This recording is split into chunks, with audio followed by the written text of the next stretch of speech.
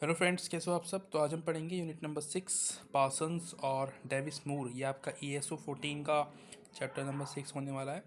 ठीक है, दो व्यक्ति हैं यहाँ पे, पार्सन्स और डेविस। तो मैं पहले बता दूँ आपको, जो पार्सन्स है ये एक टीचर है। ठीक है, ये टीचर है और ये इनके शिष्य हैं डेविस। ठीक है, ये स्टूडेंट है। तो ये गुरु चेला है आपस में। तो इन दोनों के विचार कुछ मिलते जुलते हैं, तो उनके बारे में हम बात करेंगे। एक व्यक्ति और है, उनको भी देख लेंगे यहाँ पे। तो स्टार्ट करते हैं हम यहाँ से।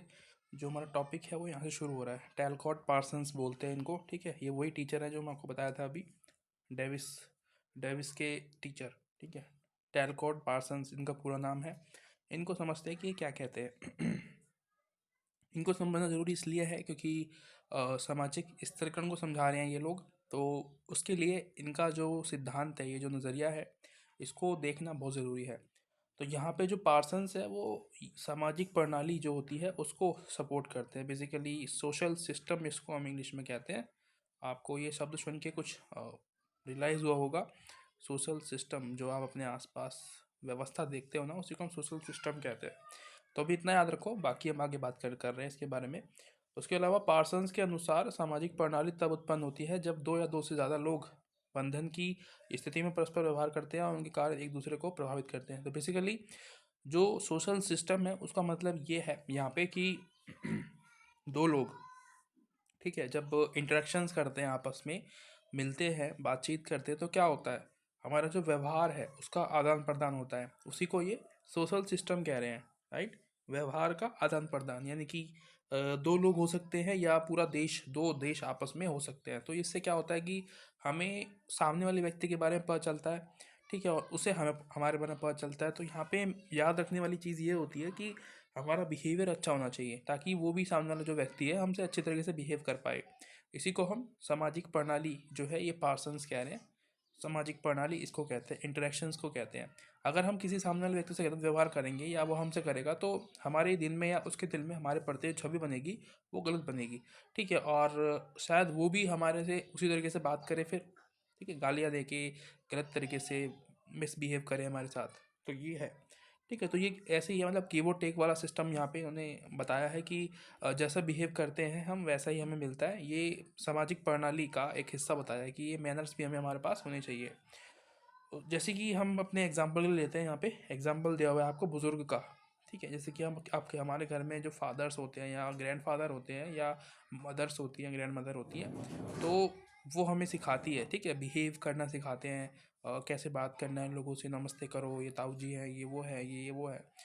ठीक है, बुआ है, फूफा है। तो वो जो हमें सिखाते हैं संस्कार, वो हम सीखते हैं। ये क्या है, इंटरेक्शन है। यानी कि हम हैं और हमारे दादा है या दादी है या पिता माता है, माता पिता है, तो वो हमें सिखा रहे हैं। ये सोशल सिस्टम है। ठीक है, ये हमेशा चला आ रहा है, ये आज का नहीं है, एक प्रोसेस है जो कि बहुत लंबे समय से चला आ रहा है। ठीक है, तो इसको जो है पार्सन्स बता रहे हैं। अभी आप रिलेट नहीं कर पाओगे कि सामाजिक स्थिरीकरण में इसका क्या मतलब होता है। मैं आपको आगे बताने वाला हूँ, अभी टेंशन मत लो, क्योंकि मैं अभी आपको बता दूंगा तो आप जो है हवा बन जाओगे। ठीक है, कुछ भी समझ में नहीं आएगा। उसके अलावा फिर आप ये भी जानते हैं कि यदि आप निर्दिष्ट तरीके या तहजीब से व्यवहार नहीं करते हैं, तो इससे वही सेम टॉपिक मैंने आपको बता दिया कि किस तरीके से व्यवहार जो है करना पड़ता है हमें। अगर हम सही से बिहेव नहीं करेंगे, सामने वाला भी हमसे वैसा ही बिहेव करेगा। ओके, उसके बाद मूल्य, वैल्यूज़ और मतेक और स्तरीकरण यहाँ पे देखते हैं। पार्सन्स जोर देकर कहते हैं कि मूल्य किसी व्यक्ति के मस्तिष्क से जन्म नहीं लेते। यानी कि जो मूल्य होते हैं, बेसिकली जो वैल्यूज़ जिसको हम इंग्लिश में कहते हैं। ठीक है, वैल्यूज़ कहाँ से आती है, ये हमारे जन्म से नहीं आती। बेसिकली हमारी फैमिली में हमें सिखाया जाता है मूल्य। ठीक है, घर से बाहर नहीं निकलना, रात में नहीं जाना होता है, किसी के साथ गलत व्यवहार ना करना, ये सब जो होते हैं मूल्य होते हैं जो हम सीखते हैं अपने घर से। बेसिकली संस्कार भी इसको कभी कभी हम बोल देते हैं, कल्चर बोल देते हैं। तो ये मूल्य होते हैं, इसको कोई एक व्यक्ति नहीं मानता। ठीक है, जो मूल्य होते हैं उसको समाज में जो लोग होते हैं ना, वो सभी मिलके बनाते हैं। ठीक है, वो उसको हम मूल्य कहते हैं। इसी को ये जो पार्सन्स है ये कह रहे हैं कि जो मूल्य होते हैं वो सभी समाजों में देखने को मिलते हैं, और ये किसी एक व्यक्ति की उपज नहीं होते। ठीक है, और ये आपको, मतलब कि आपके अंदर जन्म से नहीं होते, डालने पड़ते हैं। ठीक है, सिखाना पड़ता है किसी व्यक्ति को, किसी बच्चे को कि कैसे व्यवहार करना है, मूल्य कैसे होते हैं। ठीक है, उस तरीके से। उसके अलावा मूल्य साझे विश्वास, मैंने आपको बता दिया कि सभी के विश्वास होते हैं, सभी को ये मान्य होते हैं और सभी मानते हैं इसको। इसका ये मतलब है कि समाज की सभी सदस्य ये मान कर चलते हैं कि ये प्रदत्त मूल्य ही सबसे उत्तम युक्ति है, जिसके ज़रिए उनके समाज में स्थिरता कायम रखी जा सकती है। बेसिकली जो मूल्य होता है उसका उद्देश्य भी यही होता है, स्थिरता कायम रखना समाज में। एक जो एक सिस्टम है, ठीक है, सोशल सिस्टम, मैंने आपको बताया था पीछे, वो इसे उसी से रिलेट करके बता रहे हैं अभी यहाँ पे, कि जो सोशल सिस्टम है ना हमारे समाज में वो बना रहे, इसके लिए हम मूल्य को यूज़ करते हैं, मूल्य बनाते हैं, समाज के लोग मिलकर बनाते हैं। ठीक है, इसके इस तरह मूल्य सिर्फ साझे विश्वास नहीं होते, बल्कि वह समाज के सदस्य की सहमति से उत्पन्न होते हैं। ठीक है, तो ये बहुत सारे लोग मिलकर बनाते हैं इसको। ये सहमति या मत इसलिए उत्पन्न होता है कि समाज के सदस्य अपने रोजाना के जीवन में व्यवस्था और स्थिरता चाहते हैं। ठीक है, यानी कि एक स्टेबल लाइफ जो होती है वो चाहते हैं, इसलिए सोशल सिस्टम जो बनाए जाते हैं, जो मूल्य लेके आते हैं, इसके लिए सोशल सिस्टम सही से काम करे, सामाजिक व्यवस्था सही रहे। इसलिए व्यवस्था, स्थिरता और सहयोग इस मूल्य मते पर निर्भर करते हैं। समाज के सदस्यों में ये सहमति होती है कि सभी के लिए क्या अच्छा है। ठीक है, यानी कि जो सबके लिए सही रहता है उसी को हम मान के, मूल्य मान के सोशल सिस्टम को फॉलो करते हैं। ठीक है, अब आगे चलते हैं। और शायद इसके बाद आपको जो टॉपिक्स है ना पार्सन्स के बारे में ना मिले, देख लेते हैं अभी क्या है। उसके अलावा पार्सन्स जो है कुछ यहाँ पे आपको मिल जाएगा, एक पार्सन्स का एक सार, ठीक है, क्रक्स मिल जाएगा समरी के रूप में, जो हमने भी पढ़ा है कि भाई मूल्य मतेव सभी समाजों का अनिवार्य अंग है, जरूरी है, सभी समाजों में होते हैं ये। और सामाजिक स्तरीकरण सभी समाजों में अपरिहार्य है। सामाजिक स्तरीकरण, ठीक है, लेबल्स जो होते हैं वो जरूरी होते हैं। बेसिकली इनका जो मतलब है ना पार्सन्स का, सामाजिक स्तरीकरण को लेके, ये नहीं कि हम जो ब्राह्मण क्षेत्र वैसे में बांट देते, नहीं। सामाजिक स्तरीकरण का मतलब होता है डॉक्टर्स, इंजीनियर, मैंने आपको बताया था पहले भी, ठीक है, लॉयर्स, ठीक है, और मजदूर। ये सभी लोग जब समाज में रहते हैं, एक साथ काम करते हैं, तो उसको जो है उसमें जो है हेल्प मिलती है, समाज सुचारू रूप से काम कर पाता है। प्रकार्यवाद का जो सिद्धांत था वो आपको याद आया होगा इसको सुन के, अगर नहीं आया तो आप दोबारा वीडियो जाकर देखिए, सही से समझ के आइए जो प्रकार्यवाद सिद्धांत है वो क्या होता है। ठीक है, बीच में से आप जो है गोल मार के एक चैप्टर पढ़ रहे हो, फिर सोच रहे हो कि हो जाएगा, समझिए, सही से पढ़िए, काम करिए। ठीक है, ऐसे ही नहीं फ्री में कुछ भी मिल जाता है ज़िंदगी में। समाज में व्यवस्था और स्थिरता बनाए रखने के लिए स्तरीकरण प्रणाली को न्योचित, सही और उचित माना जाता है। इससे भिन्न भिन्न लोगों को भिन्न भिन्न परितोषी मिलता है। तो वही सेम चीज़ें जो मैंने आपको बता रखी है, सब सेम रिपीट हो रही है, इनको कोई पढ़ने का फ़ायदा नहीं है अभी। अब हम बात करते हैं जो मेन टॉपिक है हमारा, डेविस और मूर के बारे में। यहाँ पे हमें पता चलेगा सामाजिक स्तरीकरण को सही से हम समझ पाएंगे। ठीक है, सबसे पहले हम जो हाईलाइटेड हैं वो पढ़ेंगे, उसके बाद फिर मैं आपको कुछ ना कुछ भाषण दूंगा बीच बीच में समझाने के लिए उन सब चीज़ों को। ठीक है, सबसे पहले ये देखो, डेविस और जो मूर है, ये दोनों कौन है? ये स्टूडेंट्स है, किसके? पार्सन्स के। ठीक है, जो पार्सन्स थे, ये टीचर है पार्सन्स। ये छोटी सी एक बात है जो बहुत इंपॉर्टेंट है आपके लिए जानना। तो ये चेले हैं बेसिकली पार्सन्स के दोनों। ठीक है, इनसे पढ़े होंगे, सीखे होंगे कुछ ना कुछ, तो ये इनके चेले हैं। आपको अभी भी पता चल जाएगा अगर नहीं विश्वास हो रहा तो। सामाजिक स्तरीकरण के प्रकार्यवाद सिद्धांत को किंगले डेविस और विल्बर्ट मूर ने और विकसित किया। बेसिकली इन दोनों ने क्या किया, जो विचार थे, जो नज़रिया था पार्सन्स का, उसको एक विस्तार देने के रूप में इन्होंने काम किया। ठीक है, बढ़ावा देने के लिए, उनको प्रचार करने के लिए, उनके जो विचार थे पार्सन्स के, अपने टीचर के विचारों को बढ़ाने के लिए इन्होंने काम किया। दोनों अमेरिका के ख्यातनाम समाजशास्त्री हैं। ठीक है, बहुत ही मतलब अमेरिका के समाजशास्त्री हैं, बहुत ही जाने माने समाजशास्त्री है। टैलकॉट पार्सन्स के शिष्य रह चुके हैं। इन दोनों समाजशास्त्रियों ने अपने विचार एक लेख में विस्तार से प्रस्तुत किए थे, जिसका शीर्ष है some principles of transportation, sorry stratification, stratification है ना, हाँ स्ट्रेटिफिकेशन, इसको हिंदी में कहते हैं स्तरीकरण के कुछ सिद्धांत। ठीक है, तो ये जो है अपनी बुक इन्होंने लिखी है, उसमें जो भी था इन्होंने एक्सप्लेन करने की कोशिश की है। अभी भी इंपॉर्टेंट काम नहीं आया हमारा, इंपॉर्टेंट काम भी आने वाला है। पार्सन्स ने समाज में स्तरीकरण की जरूरत पर जोर दिया। ठीक है, जो पार्सन्स है वो टीचर है, आपको याद होना चाहिए। उन्होंने ये सिद्ध करने का प्रयास किया कि हर समाज में स्तरीकरण अपरिहार्य है, यानी कि जरूरी है। स्तरीकरण से क्या होता है, हर समाज में लोग होने चाहिए ताकि जो स्पेशलिस्ट है वो लोग, जैसे डॉक्टर्स हैं, इंजीनियर्स हैं, ताकि वो अपना काम सही से कर पाए। जबकि हमने लास्ट वीडियो में क्या पढ़ा था कि जो कार्ल मार्क्स हैं वो सपोर्ट करते हैं, मतलब कि वो सपोर्ट नहीं करते इस तरह को। उनका मानना है कि समाज में ऐसा भेदभाव नहीं होना चाहिए। ठीक है, उनकी गलती नहीं है कि वो पीछे हैं। उनको जो जो एक तरीके से अधिकार मिलने चाहिए थे वो नहीं मिले। बेसिकली वो इंडिया को एक तरीके से वहाँ पे लेते हैं, जो इंडिया की वर्ण व्यवस्था है उसको ध्यान में रखते हुए, है ना, कि भाई शूद्र जो पीछे हैं, SC ST OBC जो पीछे हैं वो क्यों हैं आज। उनको वहाँ से जो है प्रेरणा मिली है, उसको उसके आधार पर उन्हें जो है सामाजिक स्तरीकरण को नकारा है कि वो होना नहीं चाहिए। कुछ लोग कह रहे हैं कि होना चाहिए, कुछ लोग कहते हैं कि नहीं होना चाहिए। तो ये जो है, ये जो पार्सन्स है ये कहते हैं कि सामाजिक स्तरीकरण होना चाहिए। और क्यों होना चाहिए मैं आपको अभी आगे बताने वाला हूँ क्यों होना चाहिए। उसके अलावा डेविस और मूर ने इस प्रस्थापना को विस्तार दिया और ये जानने का प्रयास किया कि समाज में स्तरीकरण किस तरह प्रभावी होता है। तो आगे पढ़ते हैं क्या क्या कहने की कोशिश कर रहे हैं। समाज की प्रक्रियात्मक परिप्रेक्ष्य कह रहे कि दोनों लेखक पार्सन्स के इस विचार का समर्थन करते हैं कि समाजों के बावजूद उनके अस्तित्व का आधार व्यवस्था और स्थिरता है। हर समाज की अपनी प्रक्रियात्मक पूर्वापेक्षाएं होती है जो उन्हें जीवित रहने और सुचारू रूप से चलाने में सहायता करती है। तो बेसिकली जो कुछ अपेक्षाएं होती है, जैसे जनसंख्या बढ़ती है, पॉपुलेशन जब इंक्रीज होती है तो क्या होता है, हमारी ज़रूरतें जो होती है वो बढ़ने लगती है, राइट। पहले जो खाना जो था ठीक है बहुत है, लेकिन आज आप देखते हो जनसंख्या बहुत ज़्यादा है, तो उसके लिए हमें पूर्ति करने के लिए केमिकल्स वगैरह का यूज़ करना पड़ता है खाने के अंदर जो हम खाते हैं अब। ठीक है, तो ये सिस्टम अब आपको देखने को मिलता है।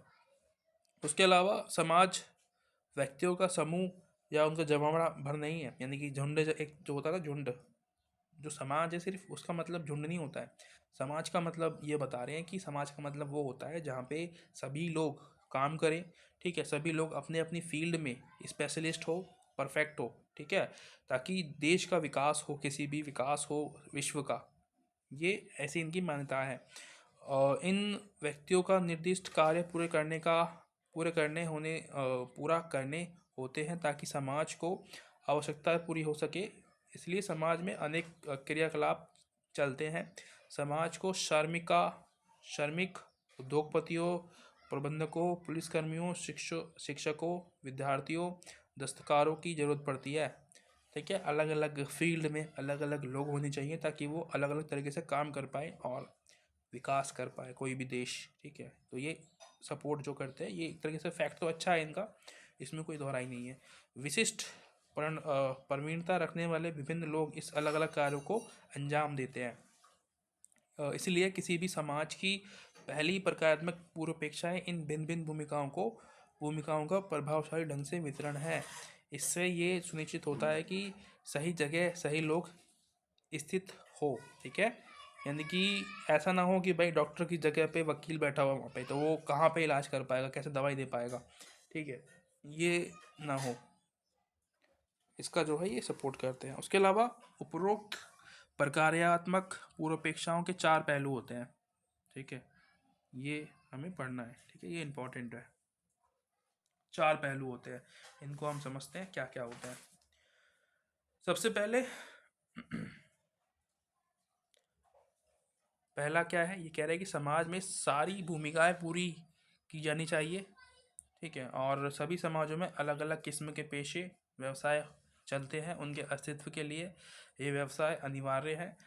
इसलिए इन व्यवसायों को भी पूरा पूरा किया जाना उतना ही ज़रूरी है, मगर वही इन व्यवसायों का किए जाने का पर्याप्त नहीं है।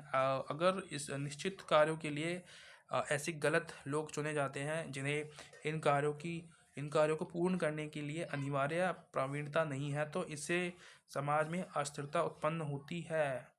ठीक है, यानी कि स्पेशलिस्ट अगर ना हो तो समाज में दिक्कतें पैदा होगी, वो काम सही से नहीं हो पाएगा। ठीक है, तो बहुत दिक्कतें हो सकती हैं। इसलिए किसी भी सीट पर जो व्यक्ति बैठा है, जैसे कि प्रधानमंत्री है, ठीक है, उसको अच्छा एजुकेशन होना चाहिए, एजुकेटेड, ताकि वो समाज के लोगों के हित में काम कर सके, ठीक है, गरीबों की हेल्प कर सके। ऐसे ही और भी जो पद है हमारे समाज में, जो देश में, ठीक है, बड़े बड़े पद है, पॉलिटिकल पार्टीज़ के पद है, और भी जो पद है, उनके अंदर एक समझदार व्यक्ति होना चाहिए और वो उस काम को करने के लायक हो, ठीक है। और दूसरा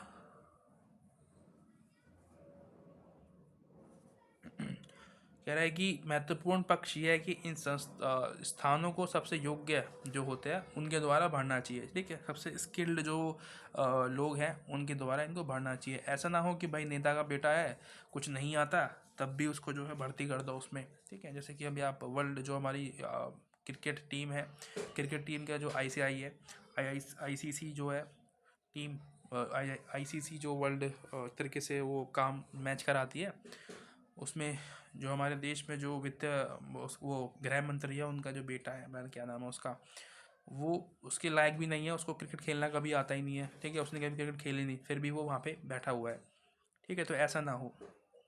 तीसरा क्या है, तीसरे में कह रहा है कि निष्कृष्ट कार्य के लिए सबसे श्रेष्ठ व्यक्ति ही चुने जाने चाहिए, जिसके लिए उन्हें शिक्षा जो मतलब कि उनको एजुकेट किया जाए, पढ़ाया जाए, वो तीसरा यहाँ पे आपको देखने को मिलेगा, ठीक है।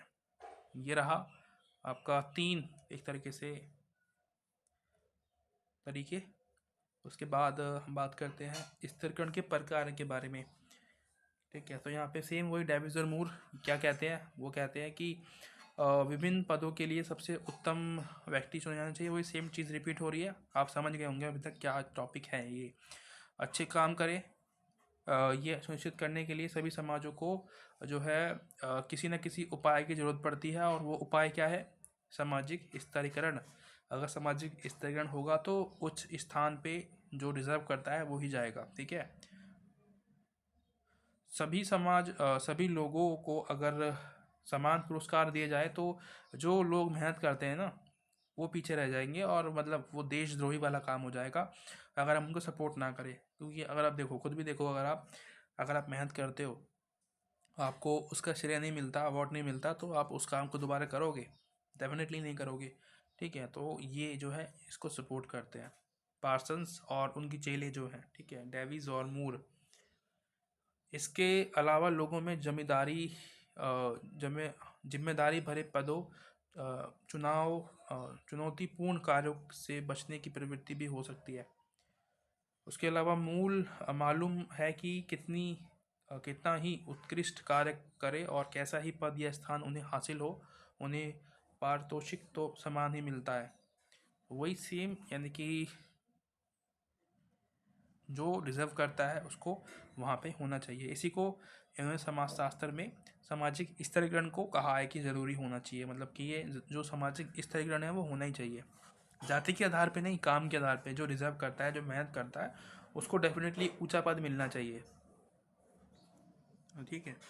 उसके अलावा इन्होंने कुछ और दोहरे लाभ बताए हैं इसके कि क्या क्या फ़ायदे हो सकते हैं अगर हम सामाजिक स्तरीकरण को अपनाएं, ठीक है। सबसे पहले ये कह रहा है कि इससे लोग कुछ खास पदों या स्थानों को प्राप्त करने के लिए प्रेरित होंगे, ठीक है। यानी कि जैसे कि कोई व्यक्ति एम्प्लॉय नया नया लगा है किसी ऑफिस में, तो अगर उसको अवार्ड मिलता रहेगा, वो मेहनत करेगा और अवार्ड मिलेगा, तो क्या होगा, एक दिन वो मैनेजर बन जाएगा उस ऑफिस में, ठीक है। तो ये क्या है, वो पद के लिए दौड़ेगा, ठीक है। पहला ये कह रहा है कि वो पद के लिए दौड़ेगा और वो हासिल करेगा। अगर उसको लगता है कि यार मेरे को कोई फ़ायदा नहीं होगा, मैं मेहनत भी करूँ तो भी कोई फ़ायदा नहीं है उससे, तो जो है काम तो होगा ही नहीं, और वो जो बेचारा व्यक्ति है वो भी विकास नहीं कर पाएगा, ठीक है। तो प्रेरणा देना बहुत ज़रूरी है। उसके बाद दूसरा है, इन पदों को या पदों के भर जाने के बाद भी असमान रहना चाहिए। बेसिकली ये जो दूसरा वाला जो फैक्ट है वो ये कहता है कि अगर पद भर भी जाए, ठीक है, तब भी वो संतुष्ट व्यक्ति ना होना चाहिए कि अब मेरे को मिल गया है पद, अब मुझे इससे कोई निकाल नहीं सकता। जैसे कि गवर्नमेंट जॉब में होता है ना, जो गवर्नमेंट ऑफिसर्स हैं वो काम क्यों नहीं करते, क्योंकि उनको पता है ये परमानेंट जॉब है, मेरे को कोई निकाल नहीं सकता, ठीक है, बहुत ही मुश्किल है निकालना। तो इसलिए जो है वो फ्री रहते हैं और काम करना उनको पसंद नहीं है, ठीक है। जहाँ पे उनका डंडर चढ़ता है गवर्नमेंट के द्वारा, तब वो काम कर पाते हैं, नहीं तो करते हैं, और अदरवाइज़ तब भी नहीं करते ठीक तरीके से। तो बाकी जो टॉपिक्स रह गए हैं ये आप करना, ठीक है। मैं आपसे आशा करता हूँ कि आप कर लेना। आलोचनात्मक समालोचना करनी है यहाँ पे, ठीक है, दोनों के बारे में। ये आप पढ़ के जो है इसको करना आंसर, ठीक है, यहाँ पे लिखना। प्रीवियस ईयर में ऐसे क्वेश्चंस आते हैं, और जो मेन टॉपिक थे मैंने आपको समझा दिया कि दोनों का जो विचार है वो कैसा है, ठीक है, कौन चेला है कौन गुरु है, और उनकी सिद्धांत क्या है, नज़रिया क्या है, सब कुछ। तो आशा करता हूँ ये वीडियो पसंद आई होगी। थोड़ी बहुत अगर कुछ भी समझ में आया हो, सीखने को मिला हो, तो आप मुझे सपोर्ट कर सकते हो, जो कि मुझे अच्छा लगता है। It's motivates me to work more, ठीक है, फॉर यू ऑल। इतनी अच्छी इंग्लिश नहीं आती मुझे। तो मिलते हैं अगली वीडियो में, तब तक के लिए thank you so much, bye bye.